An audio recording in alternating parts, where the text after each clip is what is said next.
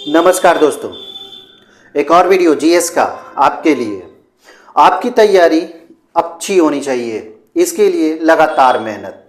ठीक है, 50 प्रश्नों का ये जो जीएस सेट है, साइंस से या फिर हिस्ट्री से, ज्योग्राफी से, पॉलिटी से, जहाँ से भी देख सकते हैं, एक एक प्रश्न आपके लिए है। और जो नया सिलेबस है, नया पैटर्न है, उसके आधार पे सारी तैयारी आपकी कराई जा रही है। कहीं से भी प्रश्न छूटने की कोई संभावना नहीं। और एक बात दोस्तों कि अगर आप नए हैं चैनल पे तो सब्सक्राइब करके बेल आइकन को जरूर प्रेस करें नोटिफिकेशन के लिए। ठीक है, ताकि कोई भी वीडियो जैसे ही यहाँ से छूटे आपके पास नोटिफिकेशन के रूप में पहुंचे। दोस्तों को एक शेयर जरूर करें। दोस्त जितने भी देखने वाले हैं, एक शेयर जरूर बनता है, जरूर शेयर करें। एक और दोस्त, क्वेश्चन जितने भी हम बना रहे हैं उसका विश्लेषण करके, उसको देख के खुद के आराम से हम बना रहे हैं। लेकिन बहुत ऐसे स्टूडेंट हैं जो रट्टा मार स्टूडेंट हैं, उन्हें ये पता नहीं होता है कि कौन सा क्वेश्चंस का आंसर क्या होगा।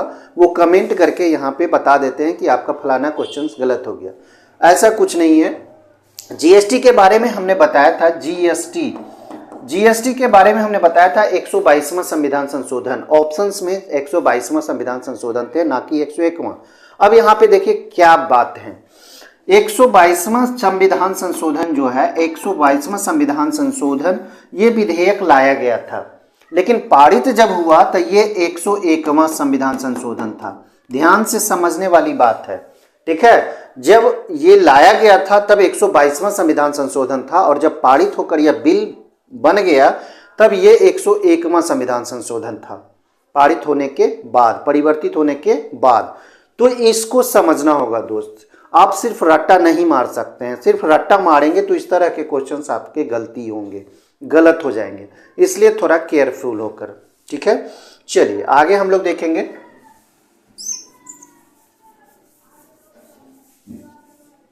चलिए पहला प्रश्न आज का देखेंगे। स्वच्छ भारत अभियान। स्वच्छ भारत अभियान कब आरंभ हुआ? 1 अप्रैल 2015, 9 दिसंबर 2014, 2 अक्टूबर 2014, 26 जनवरी 2015। चार ऑप्शंस में आपके। तो स्वच्छ भारत अभियान की शुरुआत सबसे पहले नरेंद्र मोदी के द्वारा शुरू की गई। नरेंद्र मोदी, ठीक है, नरेंद्र मोदी के द्वारा 2 अक्टूबर 2014 से शुरू की गई है। स्वच्छ भारत अभियान की शुरुआत 2 अक्टूबर 2014 ईस्वी से की गई है, नरेंद्र मोदी के द्वारा। ठीक है, अगला नंबर सवाल कहता है, राष्ट्रवाद की अवधारणा का जन्म किस घटना से माना जाता है? राष्ट्रवाद की अवधारणा, राष्ट्रवाद की अवधारणा, ध्यान से देखें। पुनर्जागरण, धर्म सुधार आंदोलन, फ्रांस की क्रांति, गौरवपूर्ण क्रांति, ये चार ऑप्शंस हैं आपके। तो चार ऑप्शंस में आप यहाँ पे देखें तो आपका सही जवाब हो जाएगा फ्रांस की क्रांति, जो 1789 ईस्वी में हुई थी। इसके बाद की घटना पुनर्जागरण की घटना या फिर राष्ट्रवाद की अवधारणा मानी जाती है, खास करके 1789, या इसको कह सकते हैं 18वीं शताब्दी या 18वीं सदी कह सकते हैं, सदी के अंतिम। ठीक है, अंतिम। और 19वीं सदी जो है उसकी शुरुआत, 19वीं सदी की शुरुआत इसकी मानी जाती है। ठीक है, किसकी? राष्ट्रवाद की अवधारणा की। और ये खास करके पुनर्जागरण इसका सही जवाब हो जाएगा। चलिए आगे देखेंगे। तीसरा कहता है, अखिल भारतीय हरिजन संघ की स्थापना निम्नलिखित में किसके द्वारा की गई थी? राजा राम मोहन राय, सुभाष चंद्र बोस, या फिर महात्मा गांधी, या फिर जवाहरलाल नेहरू। चार ऑप्शन से हैं, तो यहाँ पे सही जवाब हो जाएगा अखिल भारतीय हरिजन संघ की स्थापना जो की गई थी, ये महात्मा गांधी के द्वारा की गई थी। ये महात्मा गांधी के द्वारा हरिजन संघ की स्थापना की गई थी 1932 ईस्वी में। चलिए आगे देखेंगे। अखिल भारतीय ट्रेड यूनियन कांग्रेस के प्रथम अध्यक्ष पूछा जा रहा है। अखिल भारतीय ट्रेड यूनियन कांग्रेस के प्रथम अध्यक्ष की यहाँ पे चर्चा हो रही है। तो दीवाना चमनलाल, लाला लाजपत राय, स्वामी सहजानंद, जवाहरलाल नेहरू। तो इसका सही जवाब आप देखें तो प्रथम अध्यक्ष थे लाला लाजपत राय। ठीक है, प्रथम अध्यक्षता किसने किए थे? लाला लाजपत राय। अखिल भारतीय ट्रेड यूनियन कांग्रेस की स्थापना 1920 ईस्वी में की गई थी एनएम जोशी के द्वारा। एनएम जोशी के द्वारा। ध्यान से देखना है, हर एक पॉइंट को नोट करना है। ठीक है, अखिल भारतीय ट्रेड यूनियन कांग्रेस के प्रथम अध्यक्ष लाला लाजपत राय बने थे। और प्रथम अधिवेशन जो हुआ था ये मुंबई में हुआ था। प्रथम अधिवेशन की हम लोग चर्चा अगर कर लें, प्रथम अधिवेशन की चर्चा तो प्रथम अधिवेशन मुंबई में हुआ था। ठीक है, मुंबई में हुआ था। और अध्यक्षता कौन किया था? लाला लाजपत राय। एनएम जोशी के द्वारा इसकी स्थापना की गई थी 1920 ईस्वी में। कहीं से कांग्रेस ना समझ लें, क्योंकि कांग्रेस का जो प्रथम अधिवेशन हुआ था वो भी मुंबई में ही हुआ था, लेकिन वो अलग चीज है। अखिल भारतीय ट्रेड यूनियन कांग्रेस ये अलग चीज है। एनएम जोशी थे, चमन लाल थे, ठीक है। तो इन सारे लोगों ने मिलकर इसकी स्थापना किए थे और प्रथम अध्यक्ष बने थे लाला लाजपत राय। अगले नंबर सवाल पे हम लोग चलेंगे। अगला नंबर सवाल कहता है सुभाष चंद्र बोस अंग्रेजों के विरुद्ध अपना आंदोलन कहां से आरंभ किया था, ये बताना है। क्वेश्चन हमेशा ध्यान से समझा करें, पढ़ा करें, हर एक चीज को समझें, ठीक है। उसके बाद ही अपना मंतव्य दें, कमेंट दें या फिर सीखने का प्रयास करें। क्वेश्चन को अगर बनाना है तो पहले समझना होगा। अगर समझ लेंगे तो बहुत सारे क्वेश्चन तो ऐसे ही हल हो जाएंगे। बर्मा, जापान, थाईलैंड या फिर सिंगापुर से, तो बहुत आसान है। सुभाष चंद्र बोस ने सिंगापुर से अपना शुरुआत किए थे आंदोलन की। किस चीज का? तो यहाँ जाके सिंगापुर में जाके INA का गठन किया गया था। इंडियन नेशनल आर्मी की स्थापना की गई थी सिंगापुर से, और सुभाष चंद्र बोस ने अंग्रेजों के विरुद्ध अपना आंदोलन चलाया था। चलिए आगे देखेंगे। महात्मा गांधी के असहयोग आंदोलन के दौरान किसने अपनी वकालत छोड़ दी? अब देखिए, इस तरह के प्रश्न अगर आप देखेंगे तो फिर कमेंट करेंगे और उसे गलत साबित करने का प्रयास करेंगे। ध्यान दें, मोतीलाल नेहरू, जवाहरलाल नेहरू, मदन मोहन मालवीय, इनमें से कोई नहीं। क्वेश्चन इस तरह से इसलिए आते हैं ताकि आपका कंफ्यूजन बना रहे, और कंफ्यूजन दूर करने के लिए हम यहाँ पे थोड़ा सा एक्सप्लेन करते हैं ताकि आप समझ जाएं। लेकिन फिर भी आप लोग ध्यान नहीं दे पा रहे हैं, सिर्फ रट्टा मारने की कोशिश करते हैं और उस तरह से GS को ट्रीट करना चाहते हैं। जैसे महात्मा गांधी का असहयोग आंदोलन हुआ था, ठीक है, तो इसमें खास करके अगर देखिए ऑप्शंस में राजेंद्र प्रसाद रहे तो राजेंद्र प्रसाद भी हो जाएगा, क्योंकि ये भी अपना वकालत छोड़ दिए थे उस समय, ठीक है। मोतीलाल नेहरू तो थे ही, इसमें सबसे सही जवाब इसमें हो जाएगा मोतीलाल नेहरू। यहाँ पे ऑप्शंस हैं तो मोतीलाल नेहरू ने यहाँ पे वकालत छोड़ी थी। और भी थे जैसे कि चित्तरंजन दास भी अपना वकालत छोड़ दिए थे, लेकिन चित्तरंजन दास देखिए इसमें नहीं है, ठीक है। तो इन सारी चीजों को समझना होगा कि राजेंद्र प्रसाद भी अपना असहयोग आंदोलन के वक्त वकालत छोड़ दिए थे, चित्तरंजन दास छोड़ दिए थे, लेकिन ऑप्शंस में रहने के बाद ही आप कुछ कर सकते हैं। मोतीलाल नेहरू है तो यहाँ पे ऑप्शंस में ये रहेंगे, अगर राजेंद्र प्रसाद रहेंगे तो ऑप्शंस में वो सही जवाब हो जाएगा। तो इस तरह से आपको देखने होंगे, इसीलिए कहा गया है कि किताब को जरूर पढ़ें। सिर्फ रट्टा मार लें, क्वेश्चन को पढ़ लें, सेट लगा लें, सेट लगा के सिर्फ उसको छोड़ दें, तो इस तरह से आप नहीं सीख पाएंगे, आगे की चीज़ें नहीं समझ पाएंगे। और SSC का जब एग्जाम होगा तब आपको पता चलेगा कि बहुत सारे क्वेश्चंस तो हम पढ़े ही नहीं, ये जो क्वेश्चंस आया है ये तो हम कभी देखे ही नहीं। तो इस तरह से होते हैं। तो आपकी अभी शुरुआत ही मानी जाएगी, अभी आपके पास समय है, आराम से बुक को पढ़ें, क्वेश्चन को एनालिसिस करें, ठीक है। नमक सत्याग्रह के दौरान निम्नलिखित में से कौन गांधी जी से जुड़े हैं? अब यहाँ 4 ऑप्शन हैं आपके, सरदार पटेल, सरोजनी नायडू, गोपाल कृष्ण गोखले, दादा भाई नेहरू जी। तो ये 4 ऑप्शन में से आपके जो सही जवाब हो जाएंगे ये सरोजनी नायडू इसका सही जवाब होगा। नमक सत्याग्रह के समय ही सरोजनी नायडू महात्मा गांधी से जुड़े थे। 8वां देखेंगे, भारतीय राष्ट्रीय कांग्रेस से त्यागपत्र देने के बाद सुभाष चंद्र बोस ने निम्नलिखित में की स्थापना की? किसकी स्थापना की है? कृषक प्रजा party, Congress Samajwadi party, Swaraj party या फिर फॉरवर्ड ब्लॉक? 4 ऑप्शन हैं, 4 ऑप्शन में से आपको बताना है कि भारतीय राष्ट्रीय कांग्रेस से जब त्यागपत्र दे दिए थे कौन? सुभाष चंद्र बोस, तब कौन चीज की स्थापना किए थे, किस पार्टी की स्थापना किए थे, ये बताना है।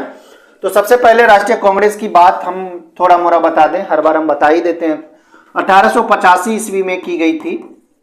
अब देखिए ये चीजें तो पूछी जाती है, 1885 ईस्वी में इसकी स्थापना की गई थी और कहां? तो मुंबई हो जाएगा, और पहला अधिवेशन भी मुंबई में हुआ था। एक चीज और पूछा जाता है, उस समय वायसराय या फिर गवर्नर कौन था? तो डफरिन था। तो देखिए ये भी आपको याद रखने हैं, डफरिन था, लॉर्ड डफरिन इसे कहा जाता है, लॉर्ड डफरिन कहा जाता है। तो ये एक 2-3 पॉइंट तो यहाँ पे हो गए। अध्यक्ष सबसे पहले कौन किया था?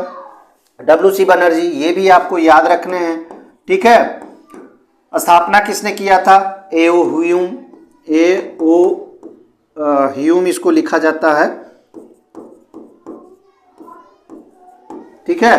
तो इस तरह से आपको 4-5 चीजें याद रखने हैं। 1885 ईस्वी मुंबई में हुआ था, लॉर्ड डफरिन के शासनकाल में हुआ था। बनर्जी पहले अध्यक्ष थे, वो ह्यूम इसके सचिव भी थे और संस्थापक भी थे। तो इस तरह से आपको याद रखने हैं। अब हम लोग आते हैं कृषक प्रजा पार्टी पर। कृषक प्रजा पार्टी की स्थापना किसने किया था? तो ये 1930 ईस्वी में गठित एक पार्टी थी जिसे फजलुल हक के द्वारा स्थापित की गई थी। उसके बाद कांग्रेस समाजवादी पार्टी की स्थापना की हम बात कर लें तो कांग्रेस समाजवादी पार्टी की स्थापना, कांग्रेस सोशलिस्ट पार्टी भी कहीं कहीं आपको मिल जाएंगे, तो ये मत समझ लीजिएगा कि ये अलग चीजें वो अलग चीजें हैं। नहीं, कांग्रेस समाजवादी पार्टी या फिर कांग्रेस सोशलिस्ट पार्टी एक ही होता है। 1934 ईस्वी में इसकी स्थापना की गई थी। किनके द्वारा? जयप्रकाश नारायण के द्वारा। जयप्रकाश नारायण के द्वारा। तो इसको भी आपको नोट करते जाना है, ठीक है। जयप्रकाश नारायण के द्वारा 1934 ईस्वी में कांग्रेस समाजवादी पार्टी की स्थापना की गई थी। अगर हम लोग स्वराज पार्टी की स्थापना की बात करें तो स्वराज पार्टी जो हुआ था 1923 ईस्वी में इसकी स्थापना की गई थी। मोतीलाल नेहरू थे, और कौन थे? मोतीलाल नेहरू और इनके साथ में चित्तरंजन दास भी थे। चित्तरंजन दास, ठीक है। तो इसको याद रखना। 1923 ईस्वी में ये स्वराज पार्टी की स्थापना की गई थी। और भारतीय राष्ट्रीय कांग्रेस के त्याग पत्र देने के बाद सुभाष चंद्र बोस ने किसकी स्थापना किए थे? फॉरवर्ड ब्लॉक की स्थापना किए थे। इसका सही जवाब हो जाएगा। और इसकी स्थापना 1939 ईस्वी में की गई थी। तो इन सारी चीजों को आपको नोट करने हैं। इतना इंपॉर्टेंट है कि आप एग्जाम फ्रेंडली इसको कर सकते हैं। सारे लगभग बड़े बड़े परीक्षाओं में इसे पूछे ही जाते हैं। ये वाला तो एकदम छाप लीजिए दिमाग में। ये सारी चीजें एकदम पूछी जाती है। Forward block, Swaraj party, Congress Samajwadi party, कृषक प्रजा पार्टी, ये जो स्वतंत्रता संग्राम है, खास करके 1857 की क्रांति के बाद का जो आपको पढ़ना है, खास करके उससे ज्यादा प्रश्न अराइज होते हैं। तो इन सारी चीजों को आपको देखना है और नोट करना है, ठीक है। चलिए अगला देखेंगे, अगले सवाल पे जाएंगे। महात्मा गांधी द्वारा संपादित अंग्रेजी साप्ताहिक था, कौन सा था ये बताना है। केसरी, यंग इंडिया, केसरी, इनमें से कोई नहीं। केसरी 2 बार रिपीट हो गया है। केसरी किसके द्वारा किया गया था? ध्यान से बताएं। ये बाल गंगाधर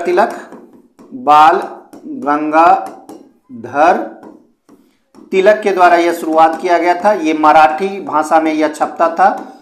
मराठी भाषा में यह साप्ताहिक पत्रिका था केसरी। अगर यंग इंडिया इसका सही जवाब हो जाएगा। यंग इंडिया की अगर हम लोग चर्चा करें तो यंग इंडिया की शुरुआत 1916 ईस्वी में की गई थी। 1916 ईस्वी में। और इसकी शुरुआत की अगर हम लोग चर्चा करें, स्थापना भी कर सकते हैं, इसकी शुरुआत की चर्चा करें तो लाला लाजपत राय के द्वारा यह शुरू किया गया था। लाला लाजपत राय के द्वारा यह शुरू किया गया था यंग इंडिया। ध्यान से समझना है। यंग इंडिया 1916 ईस्वी में इसकी शुरुआत लाला लाजपत राय के द्वारा की गई थी। बाद में चलकर महात्मा गांधी ने इसका संपादन शुरू किया था। 1933 ईस्वी तक ये रहा था। 1933 ईस्वी तक इसका संपादन कौन किए थे? महात्मा गांधी के द्वारा। और यह इंग्लिश पत्रिका था और साप्ताहिक था। ध्यान देना है इस चीज को। आगे देखेंगे, फूट डालो और राज करो की नीति सबसे पहले किसने अपनाई थी? Lord Mountbatten, Lord William Bentinck, Lord Curzon, Lord Cripps. तो इसका सही जवाब हो जाएगा लॉर्ड कर्जन के द्वारा यह अपनाया गया था। लॉर्ड कर्जन का शासनकाल की अगर हम लोग बात करें तो यह गवर्नर बना था 1899 ईस्वी में और यह रहा था 1905 ईस्वी तक यह गवर्नर रहा था। इसका जो सबसे बड़ा चीज कह सकते हैं फूट डालो राज करो की नीति के अनुसार, तो इसका सबसे बड़ा जो आप देख सकते हैं कि यह बंगाल विभाजन किया था और हिंदू मुस्लिम को लड़ाने के मकसद से इसने बंगाल विभाजन किया था। और हुआ भी, इसका बहुत बड़ा जोर शोर से विरोध हुआ। और ये बंगाल विभाजन जो किया गया था फूट डालो राज करो की नीति के तहत ही किया गया था। लॉर्ड कर्जन सबसे कम उम्र के वायसराय या गवर्नर कह सकते हैं, सबसे कम उम्र के। इसे भी याद कर ले, हो सकता है कहीं पूछ लिया जाए, कभी कभी पूछ लिया जाता है। चलिए अगला देखेंगे, 11 नंबर, किस राष्ट्रीय नेता को लोक हितवादी कहा गया? ऑप्शन आप देख लें। गोपाल हरि देशमुख है, लाला लाजपत राय है, मोतीलाल नेहरू है या फिर महात्मा गांधी है। 4 ऑप्शन है आपके। तो राष्ट्रीय हितवादी, लोक हितवादी कहा जाता है गोपाल हरि देशमुख को, ठीक है। 12 नंबर सवाल हम लोग देखेंगे। 12 नंबर कहता है शरीर का तापमान कहाँ नियंत्रित होता है? शरीर का ताप कहाँ नियंत्रित होता है? Spinal cord, cerebellum, hypothalamus, pituitary. 4 यहाँ पे ऑप्शंस हैं। तो आपका सही जवाब हो जाएगा हाइपोथैलेमस में शरीर का तापक्रम नियंत्रित होता है, कंट्रोल किया जाता है। ठीक है, अगला क्वेश्चन देखेंगे 13 नंबर। मनुष्य के सूंघने की क्षमता को नियंत्रित करता है ऑप्टिक पाली, घ्राणेंद्रिय पाली, सेरिब्रम या इनमें से कोई नहीं? तो घ्राणेंद्रिय पाली इसका सही जवाब हो जाएगा। ये मनुष्य के सूंघने की क्षमता को कंट्रोल करता है, नियंत्रित करता है। छाया में पनपने वाले पौधे क्या कहलाते हैं, क्या कहते हैं उसे? क्वेश्चंस हमेशा इंपॉर्टेंट रहता है, वीवीआई क्वेश्चंस होते हैं, आप उसे या तो नोट करें या फिर ध्यान से इस तरह से वीडियो को देखेंगे तो कन्फर्म है, घुस जाएगा दिमाग में। पीडीएफ लेने के लिए आपको टेलीग्राम लिंक को ज्वाइन करना पड़ेगा, वहां से आपको सारे पीडीएफ आपको मिलेंगे। थोड़ा सा लेट हो सकता है लेकिन पीडीएफ आपको वहां पे मिल जाएंगे। 16-17 क्लास तक के वहां पे पीडीएफ प्रोवाइड करा दिए गए हैं और भी प्रोवाइड कराए जाएंगे। ठीक है, तो हेरियोफाइट्स, थियोफाइट्स, सियोकाइट्स, इनमें से कोई नहीं। 4 ऑप्शंस में से आपका ऑप्शन हो जाएगा सियोकाइट्स, क्योंकि छाया में जो पौधे पनपते हैं उसे सियोकाइट्स कहा जाता है। चलिए अगला नंबर देखेंगे 15। मछलियों में उत्सर्जी पदार्थ बताना है, क्या होता है? एमिनो, एरोइक अम्ल या फिर यूरिया या फिर अमोनिया? तो ये 4 ऑप्शंस में से आपका जो ऑप्शन होता है अमोनिया होता है। ठीक है, 4 ऑप्शंस में से आपका डी ऑप्शन सही होगा, अमोनिया। मछलियों में उत्सर्जी पदार्थ अमोनिया कहलाता है। चलिए 16 देखेंगे। भोजन का पाचन किस प्रकार की अभिक्रिया है? उपचयन है, संयोजन है, अपचयन है या फिर विस्थापन है?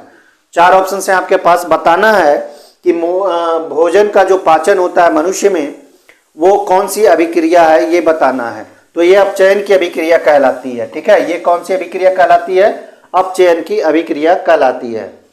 आगे है स्पर्मोलॉजी में किसका अध्ययन किया जाता है? बहुत आसान है, परागकण, बीज, फल, पत्ती। 2 में आपके कंफ्यूजन पैदा होंगे, 2 में, परागकण और बीज में। तो आप सही जवाब मारेंगे बीज में। ठीक है, स्पर्मोलॉजी में जो अध्ययन किया जाता है वो बीज का अध्ययन किया जाता है। कंफर्म होके एकदम इसका आंसर मारेंगे। एग्रोस्टोलॉजी में अध्ययन किसका किया जाता है? फल का, सब फसल का, घास का, तेल बीज का। तो आपको बताना है 4 ऑप्शंस में से आपका ऑप्शन जो होगा घासों का इसका सही जवाब हो जाएगा। एग्रोस्टोलॉजी में जो अध्ययन किया जाता है वो घास का अध्ययन किया जाता है। चलिए, जो जीवाणु आकार में सबसे छोटे होते हैं क्या कहलाते हैं? वाइब्रियो, गोलाणु, दंडाणु या फिर स्पाइरेला? 4 ऑप्शन हैं आपके पास, ये बताना है। जो जीवाणु आकार में सबसे छोटे होते हैं तो उसे हम लोग गोलाणु के नाम से जानते हैं। ठीक है, आकार में छोटे जीवाणु को गोलाणु कहते हैं। निम्नलिखित में कौन सा रोग जीवाणु संक्रमण के कारण यानी कि बैक्टीरिया के कारण होती है? बताना है। पेचिस है, एक दम्मा है, दम्मा को अस्थमा भी बोला जाता है, अस्थमा भी बोला जाता है। कुष्ठ है जिसे हम लोग ठेठ भाषा में कोड़ी कहते हैं। ये सभी 4 ऑप्शन हैं आपके। तो जीवाणु संक्रमण से जो रोग होता है ये बताना है।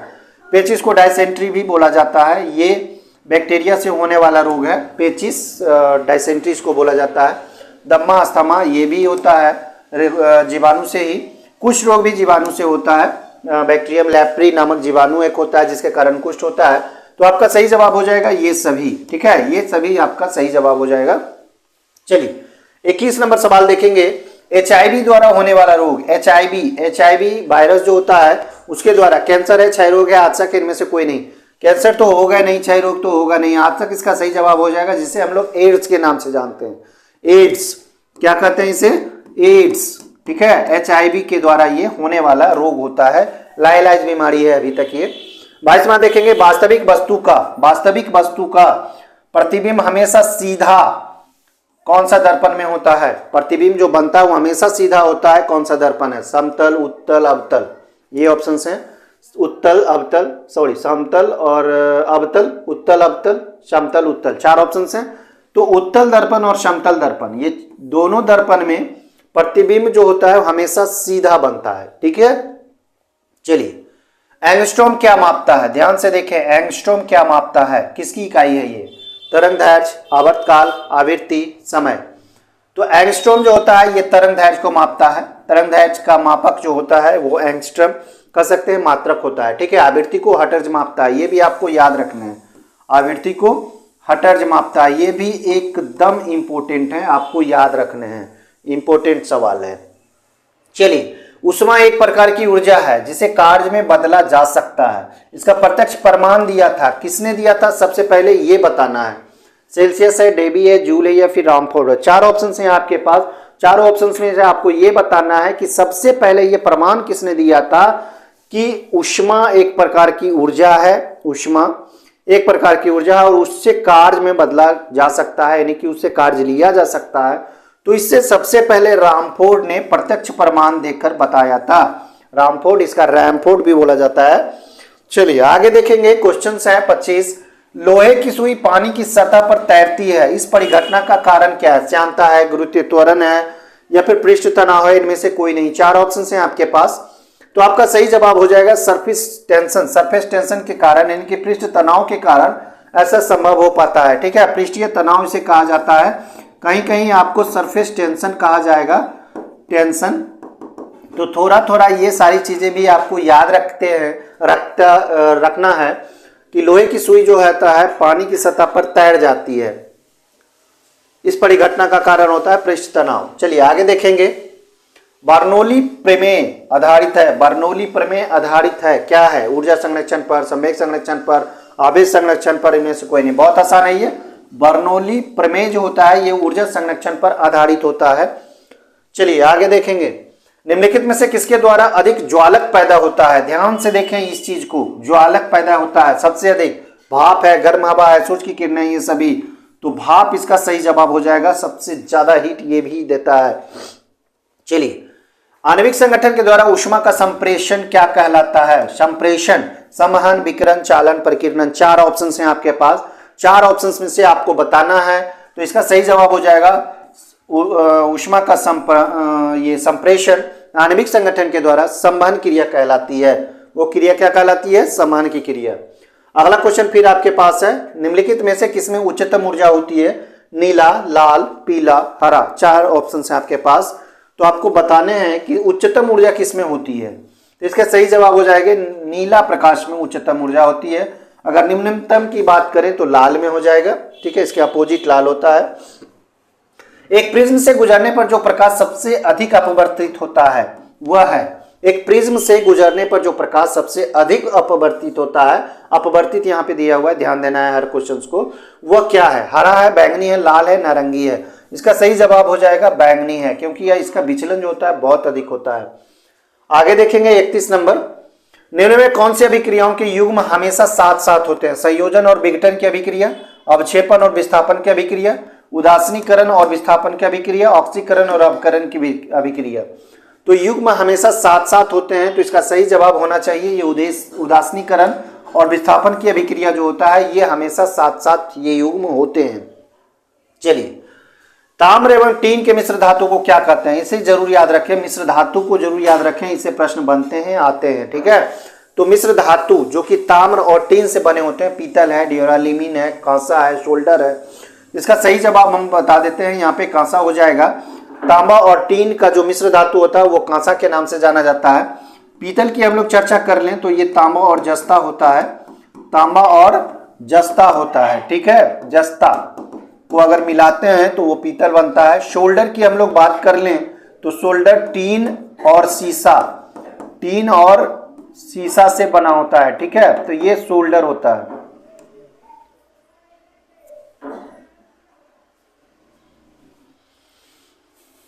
चलिए आगे देखेंगे नंबर 33।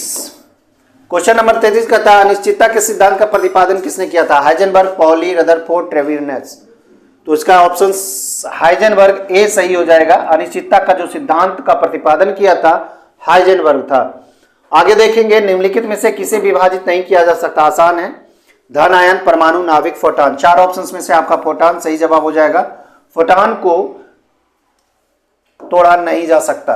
निम्नलिखित में कौन सी गैस न्यूनतम तापमान पर द्रव में बदल जाता है? नाइट्रोजन है, हीलियम, ऑक्सीजन है, हाइड्रोजन है। आसान है, ये हाइड्रोजन गैस है जो कि न्यूनतम तापमान पर भी वो क्या हो जाता है? द्रव में कन्वर्ट हो जाता है। एशिया के लिए धूरी विदेश नीति किस देश की एक रणनीति है? अमेरिका, जापान, चीन, भारत। 4 ऑप्शन हैं आपके। तो इसका सही जवाब हो जाएगा अमेरिका। ठीक है, ये एशिया के लिए धूरी विदेश नीति अपनाता है। चलिए, वर्ल्ड सोशल प्रोटेक्शन रिपोर्ट ध्यान से देखना है, किसके द्वारा प्रकाशित किया जाता है? World Social Protection Report, World Bank, International Labour Organisation, IMF, World Economic Forum, IMF, International Money Fund इसको बोला जाता है। इसका सही जवाब हो जाएगा वर्ल्ड सोशल प्रोटेक्शन रिपोर्ट जो होता है इंटरनेशनल लेबर ऑर्गेनाइजेशन के द्वारा प्रकाशित किया जाता है, ध्यान देना है। ILO, ILO इसे बोला जाता है ILO। वर्मी कंपोस्टिंग किससे की जाती है, ध्यान देना है। वर्मी कंपोस्टिंग किससे की जाती है यही बताना है आपको। पशु, बैक्टीरिया, कृमि या फिर फंगस। तो इसका सही जवाब हो जाएगा कृमि। कृमि के द्वारा वर्मी कंपोस्टिंग की जाती है। क्वेश्चन है 39, कोलेरू झील कहाँ है? उत्तर प्रदेश, आंध्र प्रदेश, मध्य प्रदेश, महाराष्ट्र। आसान है सवाल लेकिन इंपॉर्टेंट है। आंध्र प्रदेश में है ये कोलेरू झील, ठीक है, कोलेरू झील। एशिया की सबसे बड़ी मीठे पानी की कृत्रिम झील, ध्यान से देखें, मीठे पानी की कृत्रिम झील, दोनों पॉइंट को आप हमेशा याद रखें। हिमायत सागर हैदराबाद, उदयपुर डेवर झील, कालीवेली तमिलनाडु, पुलिकट तमिलनाडु। इसका सही जवाब हो जाएगा उदयपुर का जयसमंद झील है, जिसे डेवर झील के नाम से भी जानते हैं, जयसमंद झील, ठीक है। इसे आप याद रखें। ये राजस्थान में है। कहाँ है? राजस्थान में है, जो कि एशिया की सबसे बड़ी ये कृत्रिम झील है, जो कि मीठे पानी की झील है। 41, डॉक्टर अंबेडकर के अनुसार कौन सा अनुच्छेद भारतीय संविधान का सबसे महत्वपूर्ण अनुच्छेद है? ये बताना है।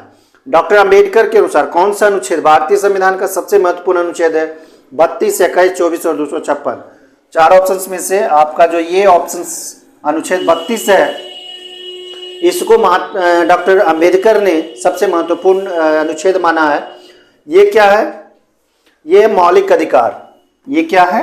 मौलिक अधिकार है। ध्यान से इसे याद रखना है, मौलिक अधिकार है। इस मौलिक अधिकार को भारतीय संविधान के अनुसार भारतीय संविधान का सबसे महत्वपूर्ण अनुच्छेद माना है, ठीक है। चलिए 42 नंबर देखेंगे हम लोग। 7 नवंबर को किस रूप में मनाया जाता है? शिशु सुरक्षा दिवस, राष्ट्रीय कैंसर जागरूकता दिवस, ए और बी दोनों, ना तो ए और ना ही बी। चार ऑप्शंस हैं, तो इसका सही जवाब ये भी हो जाएगा, ये भी हो जाएगा, यानी कि ए और बी दोनों सही जवाब होगा। राष्ट्रीय कैंसर जागरूकता दिवस और शिशु सुरक्षा दिवस ये दोनों मनाया जाता है। वायुमंडल का सर्वाधिक अस्थायी तत्व पूछा जा रहा है। नाइट्रोजन, जलवाष्प, ऑक्सीजन, इनमें से कोई नहीं। चार ऑप्शन है आपके पास, तो चार ऑप्शन में से आपको बताने हैं सर्वाधिक अस्थायी तत्व जो कि वायुमंडल का है, तो ये जलवाष्प हो जाएगा। इसका सही जवाब क्या हो जाएगा? जलवाष्प। 44, मेघ गर्जन वायुमंडल की किस परत में होता है? मेघ गर्जन, ओजोन, क्षोभ मंडल, समताप मंडल, इनमें से कोई नहीं। तो ये कहाँ होगा? क्षोभ मंडल में होगा। मेघ गर्जन, वर्षा, धुंध, कोहरा, ठीक है, ये सारी क्रियाएं कहाँ होती है? क्षोभ मंडल में होती है, ठीक है। समताप मंडल में ये सारी क्रियाएं नहीं होती है, क्योंकि यही कारण है कि वायुयान जो उड़ते हैं ये समताप मंडल में ही उड़ते हैं। वायुमंडल में सबसे अधिक ओजोन कहाँ पर केंद्रित है? सबसे अधिक ओजोन स्ट्रेटोस्फीयर, ट्रोपोस्फीयर, मेसोस्फीयर, इनमें से कोई नहीं। देखिए जितने भी वायुमंडल की परतें हैं उसका अंग्रेजी भी याद रखें, अंग्रेजी भी कभी कभी पूछ दिए जाते हैं। तो स्ट्रेटोस्फीयर इसका सही जवाब हो जाएगा, समताप मंडल, समताप मंडल, ठीक है, समताप मंडल, इसमें सर्वाधिक ओजोन केंद्रित होता है। उच्च दाब क्षेत्र से भूमध्य सागर की ओर चलने वाली पवनें, उच्च दाब क्षेत्र से भूमध्य सागर की ओर चलने वाली, अब ये क्या कहते हैं? व्यापारिक है, पछुआ है, समुद्री पवनें, इनमें से कोई नहीं। तो चार ऑप्शंस में से आपका सही जवाब हो जाएगा व्यापारिक पवनें कहलाती है, ठीक है। उच्च दाब से भूमध्य सागर की ओर जो चलती है हवा उसे व्यापारिक पवनें कहलाती है। वायुमंडल में दैनिक मौसम परिवर्तन निम्नलिखित में किसके कारण होता है? समताप, मध्य, क्षोभ मंडल, आयन मंडल। अभी हमने बताया कि वह क्षोभ मंडल है। क्षोभ मंडल में ही जितनी भी क्रियाएं होती है, दैनिक मौसम परिवर्तन हो गया, जैसे कि मेघ गर्जन, मेघों का बरसना, ये कोहरा बनना, धुंध बनना, ये सारी क्रियाएं कहाँ होती है? ये क्षोभ मंडल में होती है, जो कि सबसे निचला मंडल है। कौन सी जल संयोजी यूरोप को अफ्रीका से अलग करती है या पृथक करती है? जिब्राल्टर, डोवर, बेरिंग या फिर बास्फोरस। तो इसका सही जवाब हो जाएगा जिब्राल्टर जल संधि, जो यूरोप को अफ्रीका से पृथक करती है। आज का अंतिम सवाल देखेंगे, नहीं 49 नंबर।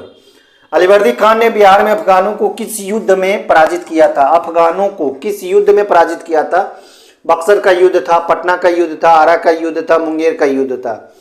तो इसे जाने, पटना के युद्ध में अलीवर्दी खान ने अफगानों को पराजित किया था, यहां से हरा के भेजाया था। आज का अंतिम सवाल देखेंगे, 50वां नंबर सवाल कहता है बिहार में कहां अलीवर्दी खान ने मराठों को भी पराजित किया था? अफगानों को पटना के युद्ध में हराया था और मराठों को पराजित किया था फतुहा के समीप, मुंगेर के समीप, पूर्णिया के समीप, उपयुक्त में से कोई नहीं। तो अलीवर्दी खान फतुहा के समीप मराठों को पराजित किया था। ठीक है, फतुहा के समीप मराठों को क्या किया था? पराजित किया था। तो दोस्तों ये थे 50 प्रश्न जीएस के। कैसा लगा कमेंट कर जरूर बताएं और हर प्रश्न को ध्यान से देखें, समझने का प्रयास करें और हो सके तो बुक में उसे देख लें। अगर आपको थोड़ा सा भी कन्फ्यूजन लगे तो उसे बुक में देखें, गूगल पर सर्च ना करें। गूगल पर सर्च करने से ढेर सारी एक ही क्वेश्चंस का आंसर ढेर सारे तरीकों से बताया रहता है, उसे आप समझ ना पाएंगे और समझने के लिए आपको समय लगेंगे और थोड़ा सा प्रॉब्लम्स होंगे। इसलिए मेरा कहना है कि किताब जरूर साथ लें। किताब का साथ आपके लिए बेहद ज़रूरी है, खास करके इतना बड़ा जब आप परीक्षा की तैयारी कर रहे हैं, खास करके बिहार एसएससी की तैयारी कर रहे हैं, बिहार दरोगा की तैयारी कर रहे हैं या फिर टीचर्स की तैयारी कर रहे हैं। तो बीपीएससी में जीएस के प्रश्न जो होते हैं वो भी आप जो भी तैयारी आप कर रहे हैं, जिस भी परीक्षा की तैयारी कर रहे हैं, जीएस के प्रश्न जहाँ जहाँ से आते हैं तो किताब बेहद ज़रूरी है। सही प्रकाशन का किताब आपके लिए उपयोगी है और डिटेल से थोड़ा सा पढ़ लिया करें। कोई भी क्वेश्चंस पे अगर ऑब्जेक्शन करना है, सही बात है, बहुत अच्छी बात है कि आपने ऑब्जेक्शन किया, लेकिन थोड़ा सा देख समझ के, क्योंकि इससे निगेटिविटी होती है, निगेटिविटी आती है किसी भी चैनल्स पे। तो थोड़ा सा संभल के अगर किसी चीज़ को ऑब्जेक्शन करना है तो थोड़ा सा संभल के। ठीक है, तो दोस्तों वीडियो कैसा लगा लाइक और कमेंट करके हमें ज़रूर बताएं। धन्यवाद।